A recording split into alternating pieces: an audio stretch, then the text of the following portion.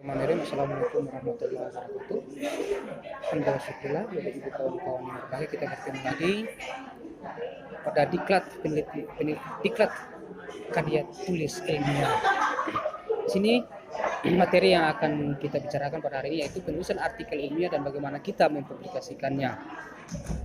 Bapak Ibu teman-teman sekalian, di dalam kita membuat tulisan ya, publikasi ilmiah atau karya tulis ilmiah itu harus kita perhatikan dulu ya, ada apa saja atau macam-macam artikel yang ada di dalamnya, di mana Bapak Ibu di dalam macam-macam artikel itu terdiri atas ada penelitian semi ilmiah, ada non ilmiah dan ilmiah.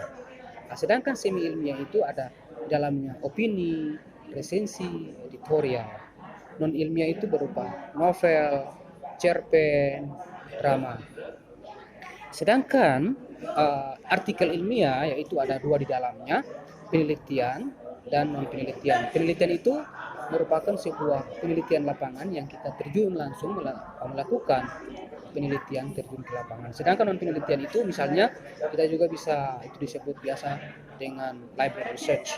Di dalam penelitian ilmiah dan non penelitian itu ada dua, yaitu academic writing atau scientific writing yang sifatnya ilmiah, dan work paper dan literatur review. Work paper itu kajian-kajian, tulisan-tulisan yang berupa kajian hasil-hasil karya orang, lalu kita olah dimodifikasikan sehingga membuat hasil yang lebih baik.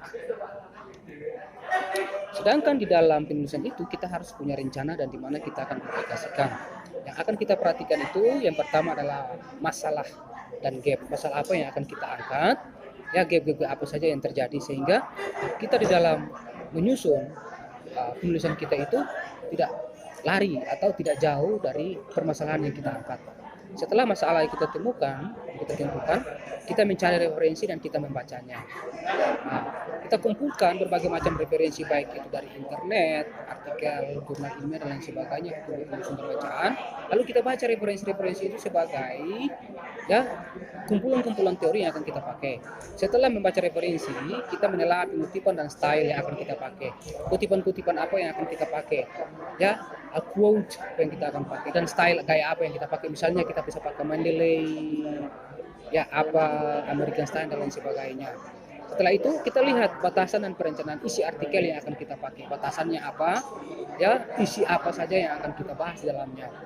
Setelah itu target publikasi dan penentuan format. Kita targetkan publikasi ini kita akan kemana? Habis submit di mana? Ya, lalu kita lihat formatnya yang bagaimana sistematika penulisannya, sehingga apabila tulisan kita publikasi itu kan sudah diterima sesuai dengan format yang kita sudah buat.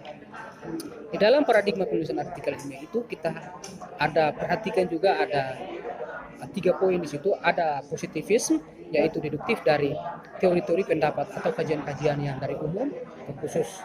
Ada juga itu post positivisme, yaitu perkembangan dari induktif atau dari yang khusus ke umum, yang kita temukan, yang kita bahaskan, lalu kita berikan kepada umum. Ada juga pragmatik, yaitu mix antara positivisme dan post positivisme. Selain itu teman-teman sekalian, di dalam menulis karya tulis ilmiah atau publikasi ilmiah itu seperti tubuh manusia atau anatomi dalam tubuh manusia. Kenapa demikian? Misalnya dalam tubuh kita ada kepala, ya, mata, telinga, hidung, mulut, leher dan lain sebagainya sampai ke kaki. Misalnya itu kepala kita ibaratkan dengan judul. Kenapa? Karena dia merupakan bagian besar apa yang kita pikirkan. Kira-kira judul yang pas dengan tulisan kita ini apa?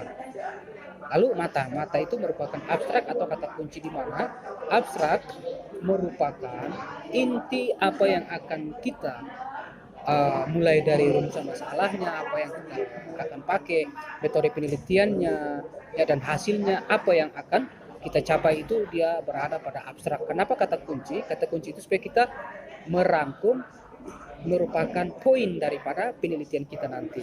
Sedangkan di telinga itu nama penulis. Kenapa nama penulis? Itu merupakan pertanggungjawaban kita secara ilmiah bahwa kita betul-betul melakukan penelitian. Lalu berikutnya di leher. Di leher merupakan pendahuluan. Kenapa? Leher merupakan pembuka. Ya, kenapa itu biasanya di bab 1 pendahuluan ada terdiri atas latar belakang, rumusan masalah, tujuan dan manfaat.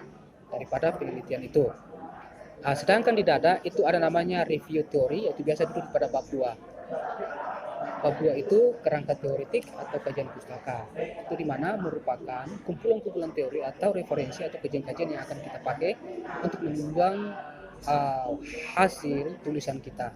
Sedangkan di dada itu metode, yaitu merupakan center ya daripada penelitian kita. Itu metode penelitian apa yang kita pakai biasa itu di bab 3, metode apa saja yang kita pakai pada. Sedangkan di bawah perut itu merupakan inti daripada hasil dan pembahasan temuan pada penelitian kita. Kenapa itu merupakan inti? Itu adalah puncak ya sumber apa yang telah kita lakukan berdasarkan rumusan masalah yang kita tetapkan dan metode penelitian yang kita gunakan. Sedangkan pada kesimpulan itu posisinya pada lutut, di mana apa yang telah kita bahasakan pada bab 4 itu, maka ya di lutut itu saya berikan kesimpulan. Itu biasanya pada bab 5 itu penutup. Nah, sedangkan di betis itu ada acknowledgement. Itu ada ucapan terima kasih yang pada pihak yang telah membantu.